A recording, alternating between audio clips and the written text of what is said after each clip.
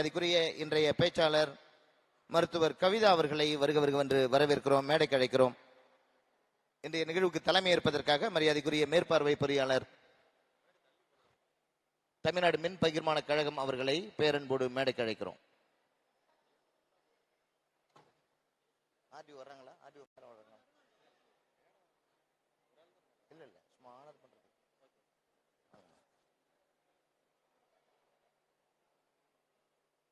ஆடி வந்திருக்காங்க.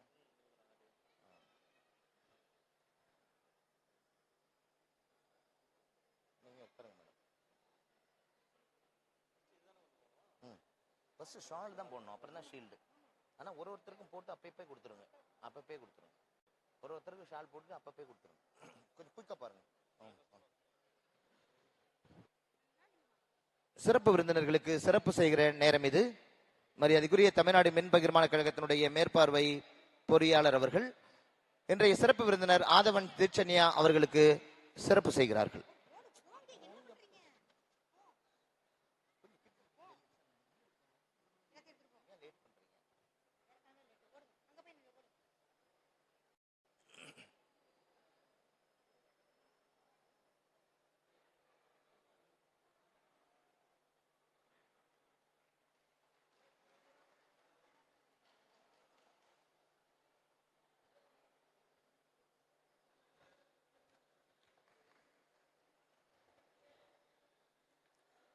தொடர்ந்து மரியாதைக்குரிய இன்றைய சிறப்பு விருந்தினர் சுதர்சனன் அவர்கள் மாவட்ட நிர்வாகத்தின் சார்பில் சிறப்பிக்கப்படுகிறார்.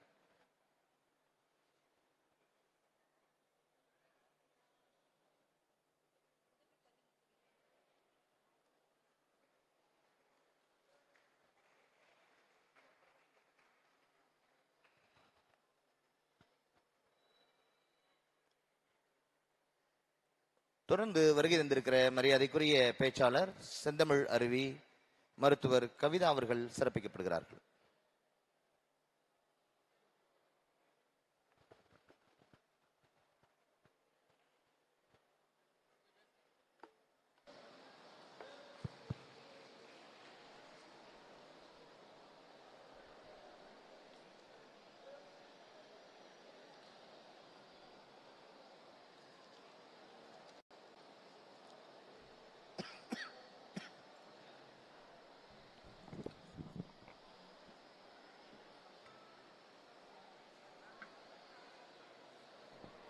இன்றைய நிகழ்வுக்கு தலைமையேற்றிருக்கக்கூடிய மரியாதைக்குரிய தமிழ்நாடு மின் பகிர்மான கழகத்தினுடைய மேற்பார்வை பொறியாளர் அவர்களுக்கு மரியாதைக்குரிய திருவாரூர் வருவாய் கோட்டாட்சியர் அவர்கள் சிறப்பு செய்கிறார்கள்.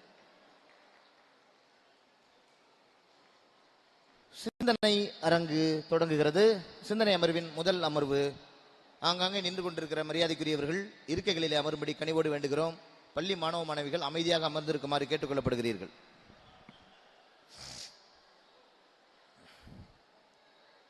ஈரோடு அந்தியூரில்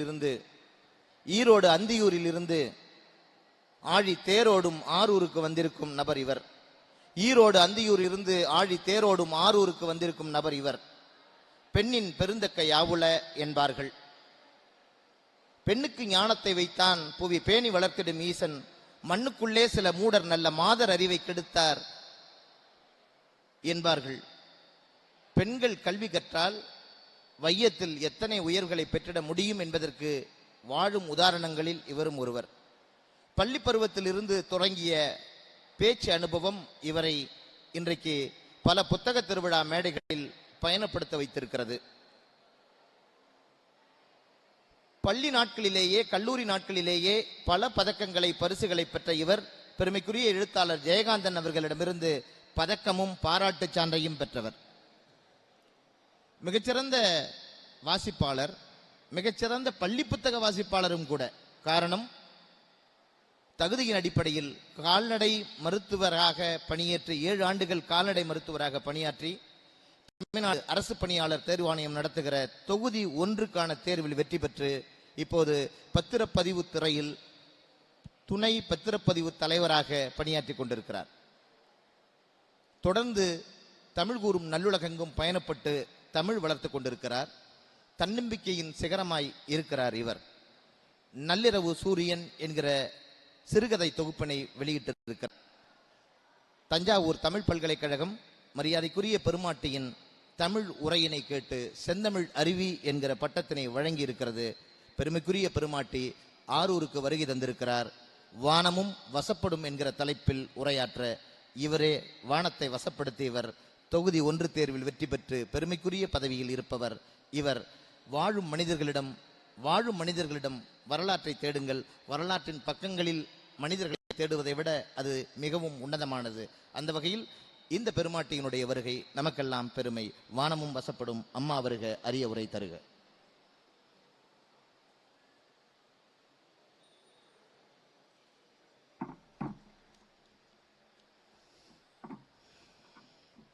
தேடிச் சோறு நிதம் தின்று பல சிறுகதைகள் பேசி மனம் வாடி துன்பமிக உழன்று பிறர் வாட செயல்கள் செய்து நரைகூடி கிளப்பருவம் எய்தி கொடுங்கூற்றுக்கு இறையனமாயும் பல வேடிக்கை மனிதரைப் போல நான் வீழ்வேன் என்று நினைத்தாயோ? மகாகவி பாரதியும் என் அன்னை தமிழையும் வணங்குகிறேன். திருவாரூர் மாவட்ட நிர்வாகம், பொது நூலக இயக்ககம், தென்னிந்திய புத்தக விற்பனையாளர்கள் சங்கம் மற்றும் பதிப்பாளர்கள் சங்கம் நடத்தி கொண்டிருக்கும் இந்த 4வது புத்தக திருவிழாவிற்கு வந்திருக்கும் அனைவருக்கும் என்னுடைய முதற்கண் மாலை வணக்கத்தை தெரிவித்துக் கொள்கின்றேன். சேர நாடு வேலமுடைத்து, சோழ நாடு சோறுடைத்து, பாண்டிய நாடு முத்துடைத்து, தொண்டை நாடு சான்றோருடைத்து, இந்த 4 நாடுகளிலுமே உணவே உயிர் என்பதால் சோழ நாடு புகழ் பெற்றது. அந்த காலத்துல சோழ நாட்டுல வயல மடைய அடைக்கிறதுக்கு நெல்மணிகளை யூஸ் பண்ணுவாங்களாம். அந்த அளவுக்கு சிறப்பு பெற்ற தென்னிந்தியாவின் நெற்களஞ்சியமாகிய திருவாரூர் மாவட்டம். இது மட்டுமாங்க சிறப்பு, உங்களோட மனுநீதி காக்க மனுநீதி சோழன் ஆண்ட திருவாரூர் மாவட்டம். திருவாரூர் தேர் தான் ஆசியாவிலேயே மிகப்பெரிய தேர்ன்னு சொல்றாங்க. முத்துப்பேட்டை, அலையாத்தி காடுகள், இப்படி வரலாற்று புகழ் பெற்ற இந்த திருவாரூர் மாவட்டத்திற்கு 4வது புத்தக திருவிழாவும் மிகப்பெரிய சிறப்புன்னு சொல்லலாம். எனக்கு கொடுக்கப்பட்டிருக்க தலைப்பு வந்து பாத்தீங்கன்னா வானமும் வசப்படும். வானம் வசப்படுவதை வாழ்வியல் கதைகள் மூலம் சொல்ல வந்திருக்கேங்க. அதாவது ஒரு விஷயம், ஒரு வார்த்தைகளை பேசும்போது வார்த்தைகளை விட அந்த வார்த்தைகள் ஏற்படுத்தும் அதிர்வுகள் வந்து ரொம்ப முக்கியமானவை. அது நேர்மையான அதிர்வலைகளை ஏற்படுத்துதா இல்ல எதிர்மறையான அதிர்வலைகளை ஏற்படுத்துதாங்கிறது ரொம்ப முக்கியம். என்னோட அப்பாவுக்கு உடம்பு சரியில்லை, அவரை கூட்டிட்டு ஒரு ஹாஸ்பிட்டலுக்கு போயிருக்கேன். அவருக்கு சுகர்னு டாக்டர் சொல்றாரு. அதுக்கப்புறம் கொஞ்சம் டேப்லெட்ஸ் கொடுக்குறாரு. எங்க அப்பா வந்து டாக்டர்கிட்ட கேட்கிறாரு, எவ்வளோ நாளைக்கு டாக்டர் சாப்பிடணும், நான் சாகிற வரைக்கும் சாப்பிடணுமான்னு கேட்கிறாரு. அவர் ரொம்ப இளம் மருத்துவர். அவர் ஒரு அழகா ஒரு வார்த்தை சொல்றாரு, இல்ல நீங்க வாழ்ற வரைக்கும் சாப்பிடணும் அப்படின்னுட்டு. ரெண்டும் ஒரே அர்த்தம் தான். ஆனா முன்னது டாக்டர் சொன்னது எவ்வளவு ஒரு நேர்மறையான அதிர்வலைகளை ஏற்படுத்துதுன்னு பாத்தீங்களா? ரூமிங்கிற ஒரு தத்துவ ஞானி இருக்காருங்க. அவர் வந்து ஒரு விஷயம் சொல்லியிருக்காரு, நீங்கள் எப்பொழுது பேசினாலும் உங்களுடைய வார்த்தைகளை உயர்த்தி பேசுங்கள், அதாவது வாழ்க்கையின் தரத்தை உயர்த்தி பேசுங்கள், உங்களுடைய குரலை உயர்த்தி பேசாதீர்கள். ஏனெனில் மழைதான் பூக்களை வளர்க்கிறது ஒழிய இடி ஒருபோதும் பூக்களை வளர்த்துவது கிடையாது. நம்ம வாழ்க்கையில எதை வேணா இழந்தா மீட்டுக்கலாங்க, ஆனா தன்னம்பிக்கை மட்டும் இழக்கவே கூடாது. ஒரு ஊர்ல ஒரு பணக்கார பையன் அவங்க ஒரு ஆடி கார் பக்கத்துல நின்று போட்டோ எடுத்துட்டு இருக்கான். அப்போ ஒரு ஏழை பையன் வந்து அந்த இடத்த வந்து கிராஸ் பண்றான். அந்த பணக்கார பையனையும் அந்த காரையும் மாறி மாறி வேடிக்கை பார்க்கறான். அந்த பணக்கார பையன் வந்து சொல்றான், இந்த கார் வந்து எங்க அண்ணன் வாங்கி கொடுத்த காரு அப்படிங்கிறான். இந்த பையன் அமைதியா மறுபடியும் அதை ஏக்கமா பார்த்துக்கிட்டே இருக்கான். அவன் மறுபடியும் அந்த பணக்கார வீட்டு பையன் கேட்கிறான், ஏண்டா உனக்கு இதே மாதிரி கார் வாங்கணுமா அப்படின்னு கேட்கறான் பெரியவனானதையும். அப்ப அந்த பையன் சொல்றான், இல்ல அதே மாதிரி அண்ணனா ஆகணும் நான் எதிர்காலத்துல. எவ்வளவு தன்னம்பிக்கையான வரிகள் சொல்லுங்க. நிச்சயமாக அந்த பையன் அந்த கார் வாங்கி கொடுக்குற அண்ணன் அளவுக்கு உயர்வாங்கிறதுல சந்தேகமே கிடையாது. அதுக்கப்புறங்க நம்ம ஒவ்வொருத்தரும் பிரச்சனைகளை நம்ம எப்படி கையாளுறோம் அப்படிங்கிறதுல தான் வாழ்க்கையோட வெற்றியோட சூட்சுமம் வந்து இருக்கு. அது ஒரு நிகழ்வு மூலமா உங்களுக்கு பதிவு பண்றேன். ஒரு மும்பையில ஒரு பெரிய நட்சத்திர ஹோட்டல்ல ஒரு டின்னருக்கு, நைட்டு சாப்பாட்டுக்கு ஒரு புதுசா கல்யாணமான ஹஸ்பண்ட் ஒய்ஃப் போயிருக்காங்க. அந்த டேபிள் ஃபுல்லா வந்து பாத்தீங்கன்னா ஒரு பட்டு துணியால அந்த டேபிள் சேர் எல்லாமே போத்தி இருக்கு. கேண்டில் வந்து அழகா எரிஞ்சுக்கிட்டு இருக்கு. அப்போ அவர் ஹஸ்பண்ட் வந்து வாஷ்ரூம் போயிடுறாரு. அவங்க ஒய்ஃபோட கையில வந்து ஒரு கரப்பாம்பூச்சி வந்து உட்காருது. அந்த அம்மா தட்டி விட்டு பயத்துல அந்த கேண்டில் எல்லாம் விழுந்து அந்த சேரே வந்து அந்த துணியில வந்து எரிஞ்சு போயிருது.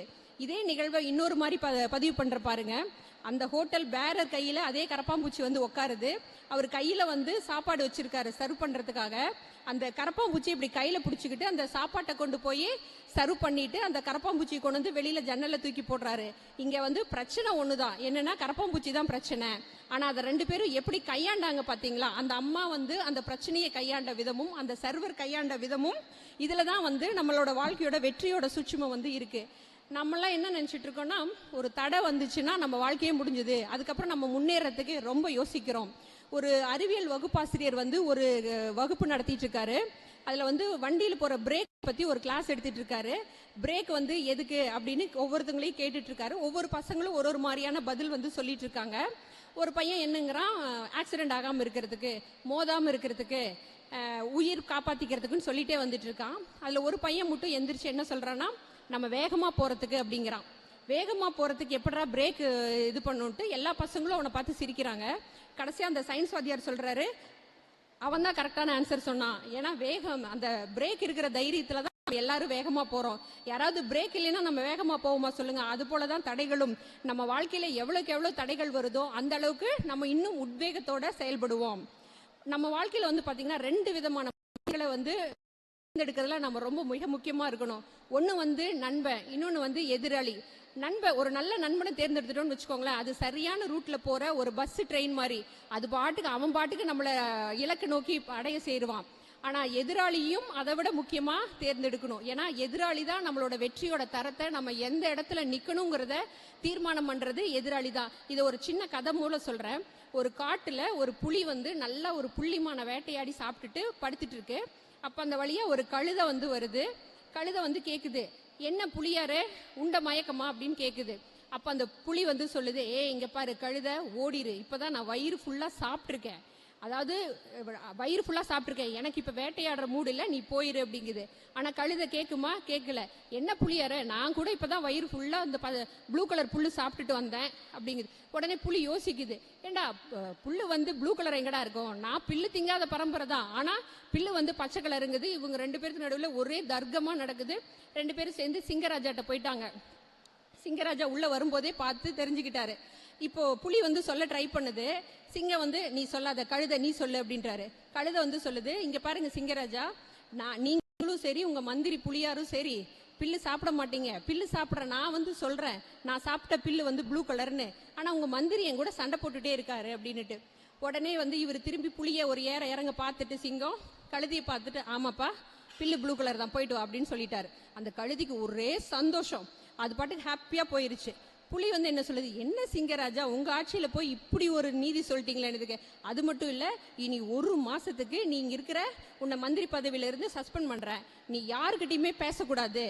என்ன சிங்கராஜா இந்த மாதிரி ஒரு தீர்ப்பு சொல்றீங்களே, பின்ன நீ என்ன, நீ யாரு, நீ வந்து புலி, நீ போய் ஒரு கழுதிட்டு போய் சண்டை போட்டுட்டு இருந்திருக்க, இது சரியா? அதுக்காக தான் இந்த தண்டனை. ஆக நம்மளோட எதிராளி வந்து நம்மளுடைய தரத்துக்கு இருந்தானா மட்டும்தான் நம்மளும் நம்ம இடத்துல இருப்போம், இல்லைன்னா அவன் லெவலுக்கு நம்மளை இறக்கி கொண்டு போய் வச்சிருவான். அதுக்கப்புறங்க ஒரு நேரத்தை திட்டமிடுதல்ல வந்து ரொம்ப முக்கியமா இருக்கணும். இதுவரைக்கும் ஒரு நேரத்தை விலைக்கு வாங்கின எந்த கோடீஸ்வரனும் பணக்காரனுமே இல்லை. ஃபர்ஸ்ட் நம்மளோட நேரங்களை நமக்கான நேரங்களா வந்து யூஸ் பண்ணணும். ஒரு எழுத்தாளர் வந்து ஒரு கதை எழுதியிருந்தாங்க. அந்த கதையில வந்து ரொம்ப அழகா சொல்லியிருந்தாங்க. ஒரு அம்மா இறந்து போயிடுறாங்க. இறந்துட்டு வந்து மேலுலகத்துக்கு போறாங்க. போயிட்டு வந்து சித்திரகுப்தர் வந்து இந்த அம்மாவை சமாதானப்படுத்திட்டு இருக்காரு. இந்த அம்மா ஒரே அழுச்சாட்டியம் பண்ணிட்டு இருக்காங்க. ஆகுது 1 மாசம் ஆகுது, 2 மாசம் ஆகுது, அழுதுகிட்டே இருக்காங்க. கடைசியா வேற வழியே இல்லாம என்ன பண்றாரு, சித்திரகுப்தர் வந்து இந்த அம்மாவை கூட்டிட்டு யமதர்மராஜாட்ட போயிட்டாரு. ஐயா இந்த அம்மா வந்து ரொம்ப அழிச்சாட்டியம் பண்றாங்கன்றதுக்கு. அப்போ யமதர்மராஜா சொல்றாரு, இது வழக்கமா நடக்கிறதானே சித்திரகுப்தர், இல்ல இந்த அம்மா ரொம்ப பண்றாங்க அப்படின்னோடனே, சரி அப்படியா, நம்ம ரூமுக்கு கூட்டிட்டு போயிரு அப்படின்னு சொல்றாங்க. இந்த அம்மாவை கூட்டிட்டு சித்திரகுப்தர் வந்து ரூமுக்கு போறாரு. அந்த ரூம் வந்து ஒரு கற்பனைக்கு தான், ஒரு ரூம் ஃபுல்லா கண்ணாடியா இருக்கு. அந்த கண்ணாடியில் இந்த அம்மாவை கூட்டிட்டு போய் காட்டும் போது பார்த்தா இவங்க வீட்டை ஜூம் பண்ணி காட்டிட்டு இருக்காரு சித்திரகுப்தர். அந்த வீட்டுல வந்து பார்த்தா இவங்க வீட்டுக்காரர் வந்து மருமகளுக்கு காய்கறி நறுக்கி கொடுத்துட்டு இருக்காங்க. அடப்பாவி, இந்த ஆளுக்கு தண்ணி கூட மோந்து குடிக்க தெரியாதுன்னு நினைச்சேனே, இப்ப காய்கறி எல்லாம் கட் பண்ண தெரியுது அப்படின்னு யோசிக்கிறாங்க. அதுக்கப்புறம் மறுபடியும் அவங்க பொண்ணோட ரூமை காட்டுறாங்க. அந்த ரூம் வந்து பாத்தீங்கன்னா அவ்வளவு அழகா அடுக்கி வச்சிருக்கு. அந்த பொண்ணு அவ்வளவு அழகா அந்த ரூமை வந்து பராமரிக்கிறாங்க. இந்த அம்மா என்ன நினைச்சிட்டு இருக்காங்க, நம்ம பொண்ணுக்கு வந்து நம்ம இல்லைன்னா எதுவுமே பார்த்துக்க தெரியாதுன்னு நினைக்கிறாங்க. ஆக யார் இழந்தாலும் இந்த காலம் வந்து நடந்துகிட்டு தான் இருக்கும். ஆக உங்களுக்கான நேரங்களை முதல்ல நீங்க செலவு பண்ணுங்க. நேரத்தை தியாகம் பண்ணி நம்ம அடுத்தவங்களுக்காக செய்யணும்ல. ஃபேமிலியா இருந்தா கூட முதல்ல உங்களுக்கான காஃபியை நீங்க என்ஜாய் பண்ணி குடிங்க. உங்களுக்கான நேரங்கள்ல ஒரு நல்ல சாரி உடுத்துங்க, ஒரு நல்ல ட்ரெஸ் பண்ணுங்க. ஸோ நம்மளுடைய நேரங்களை முதல்ல நமக்காக பயன்படுத்திக்கோங்க. அப்புறம் எல்லா விஷயத்தையும் நம்ம எப்படி அப்ரோச் பண்றோம்னா, கருணையோடு அப்ரோச் பண்ணணும். அதாவது கருணைன்னா என்ன சொல்றேன்னா, ஒவ்வொருத்தரோட வாழ்க்கையுங்கிறது அந்தந்த நேரத்து நியாயங்கள். இது வந்து ஜெயகாந்தன் ஒரு புக்ல சொல்லியிருப்பாரு. ஏன்னா உங்களுக்கு சரின்னு படுறது எனக்கு தப்பா தெரியும், எனக்கு சரின்னு படுறது உங்களுக்கு தப்பா தெரியும். அவரவர் பாதையில அவரவரோட வாழ்க்கை வந்து அந்தந்த நேரத்து நியாயங்கள் தான். ஒரு ஊர்ல ஒரு நியூஸ் பேப்பர் படிக்கிற பையன் எல்லா வீட்டுக்கும் நியூஸ் பேப்பர் போட்டுட்டு இருக்கான். அவனுக்கு ரொம்ப பசி எடுக்குது, என்ன பண்றதுன்னு தெரியல. ஒரு வீட்டு கதவை போய் தட்டிட்டான். தட்டிட்டு இவனோட ஒரு 10 வயசு பெரிய பொண்ணு வந்து கதவை திறக்குது. அவனுக்கு கூச்சம், பசிக்குதுன்னு சொல்ல முடியல. கொஞ்சம் தண்ணி கொடுக்குறீங்களா அப்படின்னு கேட்குறான். அந்த பொண்ணுக்கு தெரியுது இவன் கண்ணில் பசி இருக்குன்ட்டு. உள்ளே போயிட்டு ஒரு கப் பால் எடுத்துட்டு வந்து கொடுக்குது. இவனை குடிக்க சொல்லுது. இல்லை எனக்கு தண்ணி மட்டும் கொடுங்கன்னா, இல்லை பரவாயில்ல குடி அப்படின்னு சொல்லிடுறாங்க. குடிச்சிட்டு போயிடுறான். ஒரு 20 வருஷம் ஆகுது.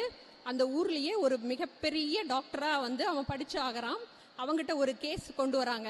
ஒரு ஆக்சிடென்ட் ஆன ஒரு பெண்மணியை கொண்டு வராங்க. ஒரு எமர்ஜென்சி சர்வீஸ்ல அந்த பொண்ணை காப்பாத்துறான். அந்த பொண்ணை காப்பாத்துறதுக்கு அப்புறம் அந்த பொண்ணுக்கு அந்த பொண்ணு என்ன நினைக்குதுன்னா, ஐயோ இவ்வளோ பெரிய ஹாஸ்பிட்டல்ல வந்து நம்மளை சேர்த்திருக்காங்களே, இவ்வளோ பெரிய பில்லு வரும், நம்ம எப்படி இதை அடைக்கிறதுன்னு தெரியலையேன்னு முழிச்சிட்டு இருக்கும்போது உண்மையாலுமே ஹாஸ்பிட்டல் நிர்வாகம் ஒரு பெரிய பில் அனுப்புது. அந்த பில்லுக்கு கீழே ஒரு வார்த்தை எழுதி இருக்கு, உங்களுடைய மொத்த கடனுமே அந்த ஒரு கப் பால்ல வந்து அடைஞ்சிருச்சு. அதாவது இந்த பையன் பசியோட இருக்கான்னு உணர்ந்து இந்த அம்மா பால் கொடுத்துச்சு இல்லையா, அந்த அம்மா தான் அடிபட்டு அந்த ஹாஸ்பிட்டலுக்கு வந்திருக்கு. ஆக காலத்தினால் செய்த உதவி சிறிதெனினும் ஞாலத்தின் மானப்பெரிது. எப்பவுமே நம்ம சீரியஸாவே இருந்துகிட்டு இருந்தா எப்படி, கொஞ்சமாவது நகைச்சுவையும் கலந்துக்கணும் இல்லைங்களா? ஒரு ஹஸ்பண்டும் ஒய்ஃபும் சும்மா ஒரு ஈவினிங் டைம் உட்காந்து பேசிட்டு இருக்காங்க. அப்போ அந்த ஒய்ஃப் வந்து என்ன கேட்குறாங்க, ஏங்க நம்ம 2 பேரும் செத்தா சொர்க்கத்துக்கு போவோம்ல அப்படிங்கிறாங்க. அவர் யோசிக்கிறாரு, ஏண்டி நீயும் நானும் போற இடத்துக்கு பேரு சொர்க்கமா? இல்லை இல்லை, நான் மட்டும்தான் சொர்க்கத்துக்கு போவேன் அப்படிங்கிறாரு. உடனே இந்த அம்மா விடுவாங்களா? அப்படியாங்க, சொர்க்கத்தில் என்னங்க இருக்கு அப்படின்னு கேட்குறாங்க. அவர் வந்து சொல்றாரு, சொர்க்கத்தில் வந்து என்ன கேட்டாலும் கிடைக்கும், அங்கே ரம்பா ஊர்வசி மேனகான்னு எல்லாம் அழகிகளா இருப்பாங்க அப்படிங்கிறாரு. அப்படியாங்க, அப்போ நான் செத்தா எங்கெங்க போவேன் அப்படின்னு அவங்க ஒய்ஃப் கேட்குறாங்க. நீ சத்தியமா நரகத்துக்கு தான் போவேன் அப்படிங்கிறாரு. அப்படியா, நரகத்தில் என்னங்க இருக்கும் அப்படின்னு கேட்குறாங்க. நரகத்தில் வந்து பேய் பிசாசு பூதம் இதெல்லாம் தான் இருக்கும் அப்படிங்கிறாங்க. அதுக்கு அந்த அம்மா சொல்றாங்க பாருங்க ஒரு பதில், பரவாயில்ல உங்களுக்கு இங்கேயும் அழகி அங்கேயும் அழகி, எனக்கு மட்டும் இங்கேயும் பூதம் அங்கேயும் பூதமா எப்படி? ஒரு விஷயம், ஒரு இப்படிதான் ஒரு ஸ்கூல்ல ஒரு காமெடி நடந்திருக்கு. ஒரு பையன் வந்து லீவ் லெட்டர் கொண்டு போய் அவங்க ஹெச்எம்கிட்ட கேட்குறான். என்னன்னு கேட்குறான்னா, எங்க பாட்டி செத்துட்டாங்க அப்படின்னு கேட்குறான். சரி போடா அப்படின்னு கொடுத்துட்டாங்க. மறுபடியும் அடுத்த வாரம் போய் அதே லீவ் லெட்டர் கொடுக்குறான், பாட்டி செத்துட்டாங்கன்னு. இவர் யோசிக்கிறாரு, ஏன்டா போன வாரம் தானே இவன் பாட்டி செத்துட்டாங்கன்னு லீவ் கேட்டான்னு, சரி இன்னொரு பாட்டியா இருக்குன்ட்டு கொடுத்துட்டாங்க. மறுபடியும் அடுத்த மாசம் போயிட்டு கேட்குறான், மறுபடியும் பாட்டி செத்துட்டாங்கன்னு சொல்றான். அப்போ அந்த ஹெச்எம் வந்து சொல்றாரு, டேய் தொலைச்சு போடுவேன், உனக்கு வந்து என்னை பத்தி தெரியாதுடா அப்படிங்கிறாரு. அவன் சொல்றான், சார் உங்களுக்கு கூட தான் எங்க தாத்தாவை பத்தி தெரியாது, எங்க தாத்தாவுக்கு 3 சம்சாரம், அதனால லீவ் கேட்டேன் அப்படின்னு சொல்றான். ஒரு விஷயம் என்னன்னா, தோத்துட்டோன்னு வச்சுக்கோங்களேன், அடுத்தவன் டைமுக்கு நம்ம வாழணும். ஆனா ஜெயிச்சிட்டோன்னு வச்சுக்கோங்களேன், நம்ம டைமுக்கு அடுத்தவன் வாழலாம். நேரம் காலம் தெரியாம யார் உழைக்கிறோமோ அவங்க விலைப்பட்டியலே பார்க்க தேவையில்லாம் பொருளை வாங்கறதுக்கு. ஏன்னா வெற்றி பெற்றவனுக்கும் தோல்வியுற்றவனுக்கு கூட வரலாற்றில் இடம் இருக்கு. வேடிக்கை பார்ப்பவர்கள் எப்பொழுதுமே வரலாற்றில் இடம் பெறதில்லை. இந்த புத்தக திருவிழாவுக்கு வந்துட்டு புத்தகத்தை பத்தி பேசாம போனா எப்படிங்க? தி சீக்ரெட்னு ஒரு புக் இருக்கு. அதாவது இந்த பிரபஞ்சம் வந்து எப்படி செயல்படுது, நம்ம என்ன கேட்கிறோமோ அதை இந்த பிரபஞ்சம் கொடுக்குற சக்தியை பத்தி அதுல சொல்லியிருப்பாங்க. அதுல 3 விஷயம் சொல்லியிருப்பாங்க, ஆஸ்க், பிலீவ் அண்ட் ரிசீவ். அதாவது முதல்ல பிரபஞ்சத்திட்ட கேட்கணும், எனக்கு இது வேணும்னு கேட்கணும். 2வது நம்பணும். 3வது அதை ரிசீவ் பண்றதுக்கு, அதை அடைவதற்கு காத்துக்கிட்டு இருக்கணும். உங்களுக்கு எல்லாத்துக்குமே தெரியும் உசைன் போல்ட்டை பத்தி. 100 மீட்டர் ஓட்டப்பந்தயத்தில் அவர் அடிச்சுக்கிறதுக்கு இன்ன வரைக்கும் ஆள் பிறக்கல. ஆனா உங்களுக்கு எத்தனை பேர்த்துக்கு தெரியும் தெரியாது, அவர் வந்து ஒரு கால் ஊனமுற்றவர். அப்படிப்பட்டவர் அந்த வெற்றியை எப்படி அடையிறீங்கன்னு ஒரு பேட்டியில கேட்கும்போது அவர் வந்து சொல்றாரு, ஒவ்வொரு போட்டியிலையும் நான் கலந்துக்கிறதுக்கு முன்னாடி அந்த போட்டியில நான் வெற்றி பெற்றனே நான் நினைச்சுக்குவேன். ஆக நீங்க எதை ஆகணும்னு நினைக்கிறீங்களோ அதுவாகவே ஆவீர்கள். எதை நோக்கி நம்ம பயணிக்கிறோமோ அது நம்மளையும் தேடிக்கிட்டு இருக்கு அப்படின்னு வந்து சொல்றாங்க. ஒரு தேடல் வந்து எவ்வளவுக்கு எவ்வளவு பெருசா இருக்கோ அவ்வளவுக்கு அவ்வளவுதான் நம்ம அச்சீவ் பண்ணுவோம். ஒரு பெரிய மீன் வந்து ஒரு சின்ன மீனை இறையா எடுத்துக்கிறதுக்கு வாயை ஓப்பன் பண்ணுது. அந்த சின்ன மீன் என்ன பண்ணுது, ஏ மீனே என்ன சாப்பிட்டு நீ என்ன பண்ண போற, என்னை விட்டுறேன், நான் உன்னை விட சின்ன மீன் தானே, விடு அப்படிங்குது. அப்ப அந்த பெரிய மீன் வந்து சொல்லுது, கிடையவே கிடையாது, இதுதான் வந்து பரிணாம விதி, தக்கது வாழும் தகாதது வீழும், பலவீனமானவங்கள் அழிஞ்சுதான் ஆகணும், பலமானவன் தான் தப்பிப்ப, வேணா உனக்கு 2 சான்ஸ் கொடுக்குறேன், ஒன்னு என்னை முழுங்கிடு இல்ல ஓடிடு, இந்த ரெண்டையும் 2 ஆப்ஷன் தான் உனக்கு கொடுப்பேன். ஆக நம்ம பலமா இருந்தா மட்டும்தான் இந்த சமுதாயத்துல நம்ம வந்து நிலை பெற முடியும். சிங்கம் வந்து எப்பவுமே பாத்தீங்கன்னா ஒரு எலியை துரத்தவே துரத்தாது. ஏன்னா எலியை துரத்துற நேரத்தில் அது ஒரு மான வேட்டையாடி சாப்பிட்ரும். எப்பவுமே வந்து பாத்தீங்கன்னா அதனோட எனர்ஜியை அது வந்து தற்காத்துக்கும். அப்பதான் பெரிய விலங்குகளை வேட்டையணும். அது மாதிரி நம்மளும் சிறிய கனவுகளை நோக்கி ஓடாம பெரிய பெரிய கனவுகளை வச்சு அதை நோக்கி ஓடணும். நம்ம என்ன நினைச்சிட்டு இருக்கோம், சாமர்த்தியம்னா ஒரு விஷயத்துல இருந்து தப்பிக்கிறது மட்டும் சாமர்த்தியம் கிடையாதுங்க. ஒரு முட்டை விற்கிற பையன் ஒரு 100 முட்டையை ஏத்திக்கிட்டு ஒரு சைக்கிள்ல போயிட்டு இருக்கான். போற வழியில ஒரு கல் தடுக்கி விழுந்துட்டான். சைக்கிள்ல இருந்து 100 முட்டையுமே உடஞ்சிருச்சு. இவன் உட்காந்து அழுதுகிட்டே இருக்கான். கூட்டம் கூடிருச்சு. இவனுக்கு என்ன பண்றதுன்னே தெரியல. அப்போ ஒருத்தர் வேகமா ஒரு இடத்துல இருந்து வர்றாரு. வந்தோடனையும் சரி விடுறா பாத்துக்கலான்னு தட்டி கொடுத்துட்டு தன் பாக்கெட்ல இருந்து 100 ரூபாய் பாக்கெட்ல வைக்கிறாரு. அப்போ அந்த கூட்டம் அப்பதான் யோசிக்குது, அடடா இதை பண்ணிருக்கலாமே அப்படின்னுட்டு எல்லாருமே என்ன பண்றாங்க, அவங்க பாக்கெட்ல இருந்த கொஞ்சம் காசை எடுத்து அவன் கையில கொடுக்குறாங்க. உடஞ்சது 100 முட்டை, அதாவது ஒரு முட்டை 6 ரூபாய்ன்னு போட்டா 600 ரூபாய். அவனுக்கு ஒரு 10 பேர் சேர்த்து 1000 ரூபாய் கொடுத்துட்டாங்க. அப்புறம் எல்லாரும் கூட்டம் கலைஞ்சு போனதுக்கு அப்புறம் ஒரு வயசான பெரியவர் வந்து அந்த பையன்கிட்ட வந்து சொல்றாரு, பரவாயில்லப்பா, இந்த முதல்ல வந்தவர் வந்து உனக்கு அந்த உதவி செஞ்சங்காட்டி தான் நாங்கள் எல்லாருமே செஞ்சோம், இதை கொண்டு போய் உங்க முதலாளிகிட்ட கொடு அப்படின்னு. அப்ப அந்த பையன் சொல்றான், முதல்ல வந்து அந்த பணம் கொடுத்தவரே எங்க முதலாளிதாங்கய்யா. ஆக புத்திசாலிகளுக்கு மட்டும்தான் இந்த வாழ்க்கை வந்து பச்சை கம்பளத்தை விரிச்சு வச்சுட்டு இருக்கோம். எப்பவுமே வந்து நம்ம என்ன பண்ணுவோம்னா ஒரு சில மூட நம்பிக்கைகள் பின்னாடி போயிட்டு இருப்போம். இப்படிதான் ஒரு ராஜா இருந்தாராம். அந்த ராஜா என்ன பண்றாருன்னா எப்பவுமே ஒரு ராசி அது இதுன்னு பார்த்துட்டே இருப்பாராமா. காலையில எந்திரிச்சோடனே நல்ல முகத்துல முழிக்கணுங்கிறத ஒரு கொள்கையா வச்சுட்டு இருந்திருக்காரு. அப்படி ஒரு நாள் தூங்கி எந்திரிக்கும் போது எதிர்பாராத விதமா அவர் பார்க்க வேண்டிய ராசியான முகம் அவர் கண்ணுக்கு கிடைக்கல. வேற ஒரு காவலாளி முகத்துல தெரியாம முழிச்சிட்டாரு. அன்னைக்கு ஃபுல்லா அவருக்கு டென்ஷனா இருக்கு. ஐயோ இவன் முகத்துல முழிச்சிட்டோமே, என்னாக போகுதோ தெரியலையேன்னு யோசிச்சுட்டு இருக்காரு. அதே மாதிரியே சாயந்தரம் அவர் காலில் ஒரு சுண்டு விரல்ல அடிபட்டுருச்சு. உடனே அவனை வந்து அந்த காவலாளியை வந்து அரசவைக்கு இழுத்துட்டு வாங்க அப்படின்னு சொல்றாரு. அந்த காவலாளி அரசவைக்கு இழுத்துட்டு போறாங்க. அப்ப வந்து சொல்றாரு, உன் முகத்துல முழிச்சங்காட்டி தாண்டா என் காலில் அடிபட்டுச்சு, அதனால இவன் தலையை துண்டிச்சிருங்க, இவனை வந்து கொன்றுங்கன்னு சொல்லி தண்டனை கொடுத்துட்டாரு. அந்த காவலாளி சிரிக்கிறான். என்னடா இது, உனக்கு கொலை தண்டனை கொடுத்துருக்க, நீ சிரிக்கிற அப்படிங்கும் போது, பின்ன என்னங்க ராஜா, நீங்க வந்து என் முகத்துல முழிச்சதுக்கு உங்களுக்காக சுண்டு விரல்ல அடிபட்டுச்சு, நானும் காலையில உங்க முகத்துல தான் முழிச்சேன், உங்க முகத்துல முழிச்சதுக்கு எனக்கு நான் இன்னைக்கு போக போறேன், இப்ப இதுல யார் சொல்லுங்க ராசியான முகம் அப்படின்னு. அந்த ராஜாவுக்கு வந்து வாயே பேச முடியலையாம். நம்ம வந்து என்ன பண்றோம்னா அடுத்தவங்களோட பிரச்சனைகள்ல எப்பவுமே ஜட்ஜ்மெண்ட்ல ஆயிரும். ஆனா நம்மளோட பிரச்சனைன்னு வரும்போது வக்கீலா மாறி இல்ல இது சரி அது சரின்னு நம்ம வந்து வாதாடிக்கிட்டு இருக்கோம். எப்பவுமே இந்த வானம் வசப்படுறதுக்கு ஒரு விஷயம் என்னன்னா மனசை வந்து லேசா வச்சிருக்கோங்க. எப்பவுமே ஒரு டம்ளர் தண்ணியை நம்ம ஒரு 5 நிமிஷம் பிடிச்சிருந்தா கொஞ்சம் பாரமா இருக்கும், இதே 10 நிமிஷம் பிடிச்சிருந்தா இன்னும் கொஞ்சம் பாரமா இருக்கும். மணிக்கணக்கில் சுமந்துட்டு இருந்தா அதுவே சுமையாயிரும். ஒரு ஆத்தங்கரையோரம் ஒரு துறவி வந்து அவங்களோட சீடர்களை கூட்டிட்டு நடந்து போயிட்டு இருக்காரு. அப்போ ஒரு அம்மா உட்காந்துருக்காங்க, ஒரு நடுத்தர வயது பெண்மணி வந்து உட்காந்துருக்காங்க. அந்த அம்மா வந்து சொல்றாங்க, ஐயா என்னால இந்த ஆத்தை கிராஸ் பண்ண முடியல, எனக்கு கொஞ்சம் உடம்பு சரியில்லை, என்னை தூக்கிட்டு போய் அந்த பக்கம் ஆத்துல விட்டுறீங்களா அப்படின்னுட்டு. அந்த குரு சொல்றாரு, சரி வாமா அப்படின்னுட்டு தான் முதுகுல சுமந்துட்டு போய் ஆத்தோட அந்த பக்கம் வந்து விட்டுறாரு. அவர் விட்டுட்டு போயிட்டாரு. அவர் பின் தொடர்ந்து சீடர்கள்லாம் போயிட்டாங்க. அன்னைக்கு ஃபுல்லா இந்த சீடர்கள்லாம் உட்காந்து கும்பலா பேசிக்கிறாங்க. கடைசியா அன்னைக்கு நைட்டு தூங்க போகும்போது ஒரு சீடருக்கு ஆர்வமே தாங்க முடியல. அவர் போயிட்டு அந்த குருகிட்ட கேட்கிறாரு, ஐயா குருவே, நம்ம வந்து பிரம்மச்சரியத்தை பின்பற்றுறோம், நீங்க போய் ஒரு பெண்ணை போய் தொட்டு தூக்கி போய் ஆத்தங்கரையில விட்டுட்டு வந்துட்டீங்களே அப்படின்னு. உடனே அந்த குரு வந்து அமைதியா பாக்குறாரு. பார்த்துட்டு வந்து சொல்றாரு, ஏன்பா அந்த பொண்ணை நான் ஆத்தங்கரையிலேயே விட்டுட்டு வந்துட்டேனே, நீ இன்னுமா உன் மனசுல தூக்கி சுமந்துக்கிட்டு இருக்க. ஆக மனசுல தூக்கி சுமக்க அது நமக்கு வேதனையா மாறும், நம்மளை அடுத்த கட்டத்துக்கே நகர்த்த முடியாம மாறும். இப்படிதான் குருநானக் வந்து ஒரு எல்லா இடத்துலயும் சொற்பொழிவாற்றிட்டு ஒரு ஊர்ல போய் அக்கடான்னு உட்காந்துருக்காரு. அப்ப அந்த ஊர்ல ஒரு பெரிய செல்வந்தர் என்ன பண்றாருன்னா தான் பெரிய செல்வந்தர்னு நிரூபிக்கிறதுக்காக அவர்கிட்ட போறாரு. இங்க பாருங்க ஐயா, இந்த ஊர்லயே பெரிய பணக்காரன் நான், உங்களுக்கு எப்ப எந்த உதவி வேணாலும் என்கிட்ட கேளுங்கன்னு கொஞ்சம் ஆணவமா சொல்றாரு.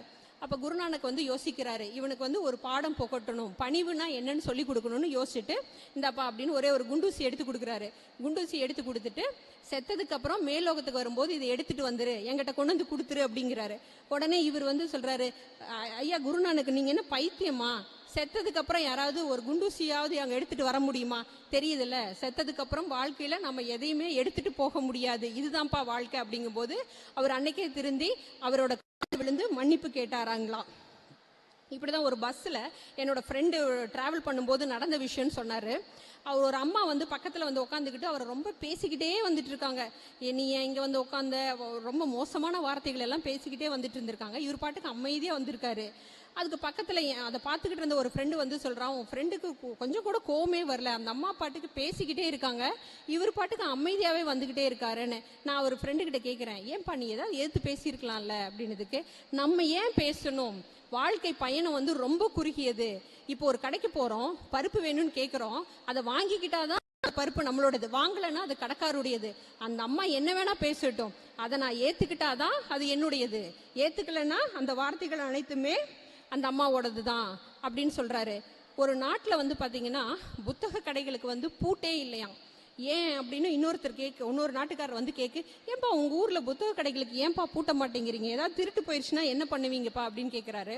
அப்போ அவர் ஒரு அழகான வார்த்தை சொல்றாரு, திருடர்கள் எப்பொழுதும் புத்தகம் படிப்பதில்லை, புத்தகம் படிப்பவர்கள் எப்பொழுதுமே திருடுவது கிடையாது. இல்லையாங்க? புத்தகம் படிக்கிற ஒரு மேன்மையான பண்பு இருக்கும்போது அவர்கள் ஏதாவது கெட்ட பழக்கத்துக்கு ஆளாவாங்களா? பொதுவா இப்போ இருக்கிற கருத்து என்னன்னா, அதாவது செல்போனு, இந்த எலக்ட்ரானிக் இதெல்லாம் வந்ததுக்கு அப்புறம் புத்தகம் படிக்கிற ஆர்வம் குறைஞ்சிருச்சு அப்படிங்கிறாங்க. அப்படியெல்லாம் கிடையாது. இன்னைக்கு புத்தகம் படிக்கிற ஆர்வம் அது இளைஞர்கள் மத்தியில ரொம்ப அதிகமாயிருக்கு. இன்னைக்கு இளம் எழுத்தாளர்கள் நிறைய பேர் வந்து உருவாகிட்டு வர்றாங்க. ஒவ்வொரு வீட்டுக்கும் ஒரு எழுத்தாளர் வரக்கூடிய காலமும் மிக விரைவிலே இருக்கும். ஆகவே புத்தகம் வாசிப்போம், உலகை நேசிப்போம், அன்பை பரிமாறும் இந்த நாளில் அன்பை பகிர்வோம். வாய்ப்பு கொடுத்தமைக்கு நன்றி கூறி விடைபெறுகிறேன். நன்றி. கதைகளுக்குள் ஒளிந்திருக்கிற கருப்பொருளை, பல கதைகளுக்குள் ஒளிந்திருக்கிற கருப்பொருளை கண்முன் கொண்டு வந்து சின்ன சின்ன கதைகளின் மூலமாக செம்மாந்த கருத்துக்களை மனதில் விதைத்திருக்கிற மரியாதைக்குரிய மருத்துவர் செந்தமிழருவி கவிதா அவர்களுக்கு நெஞ்சம் நிறைந்த